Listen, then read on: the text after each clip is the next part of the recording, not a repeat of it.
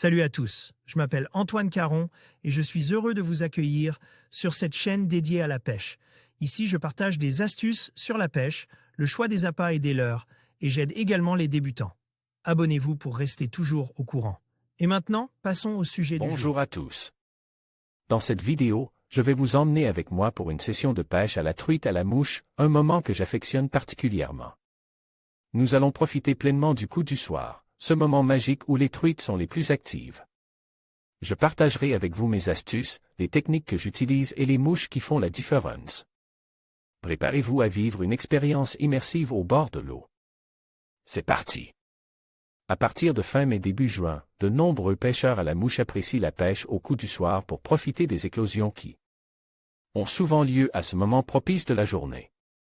En effet, l'abaissement rapide de la température de l'air et donc de l'eau est propice à l'éclosion d'insectes aquatiques. Les truites le savent et se mettent en poste pour le plus grand plaisir des pêcheurs en sèche. Pré-coup du soir, les premiers gobages. Le coup du soir a généralement lieu les 2 dernières heures de la journée, juste avant la nuit. Parfois il est de courte durée, et ce n'est que lors de la dernière demi-heure que les insectes sortent et les poissons s'activent. Parfois, les conditions sont optimales et la rivière entre littéralement en ébullition. Il est important d'arriver un peu en avance pour profiter du pré-coup du soir qui parfois peut être même meilleur que le coup du soir lui-même. Cela permet aussi d'être dans l'eau au moment où les éclosions vont débuter et parfois même de repérer les postes si l'on ne connaît pas trop le coin où l'on réalise ce coup de pêche. L'observation ou la connaissance des insectes qui vont éclore est très important, car les truites peuvent être très sélectives dans ces conditions. Car lorsque les émergences débutent et il n'est pas trop question de fouiller dans sa boîte et chercher le modèle adéquat. L'identification des insectes qui sont en train d'éclore peut être réalisée aussi à ce moment-là et permettre d'être prêt pour l'éclosion finale.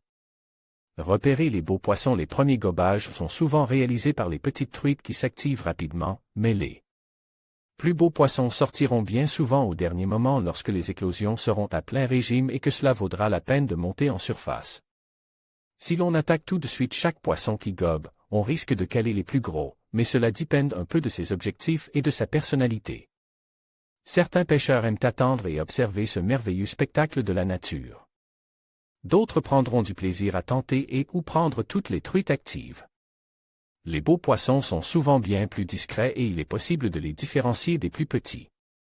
Le gobage ne fait habituellement aucun bruit et l'onde est plus importante. Les postes sont souvent bien spécifiques. Le gobage est souvent moins régulier, car plus sélectif et plus discret. Savoir observer les gobages permet souvent d'en apprendre aussi sur le stade des mouches qui sont prises et donc le modèle de mouche à employer. Pêcher à la tombée de la nuit. Juste avant la nuit, les jolies truites sortiront et monteront en surface pour gober, surtout si l'éclosion en faut la chandelle. Il ne faudra pas se rater, car cela dure souvent très peu de temps. Bien sélectionner ces poissons et les sortir sans trop faire de bruit. Pour le traquer de grosses truites, c'est le moment pour faire le poisson de la soirée.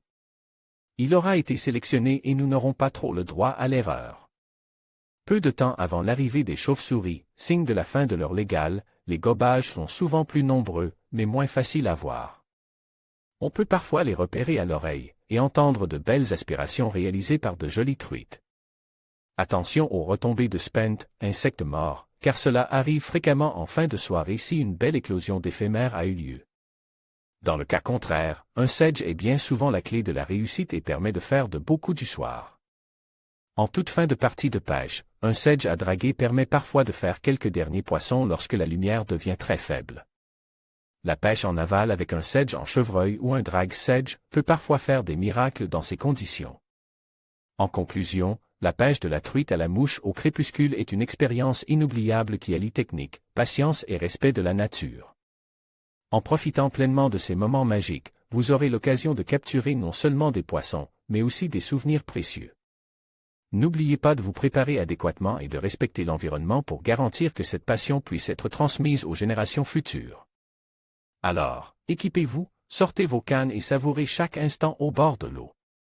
Bonne pêche!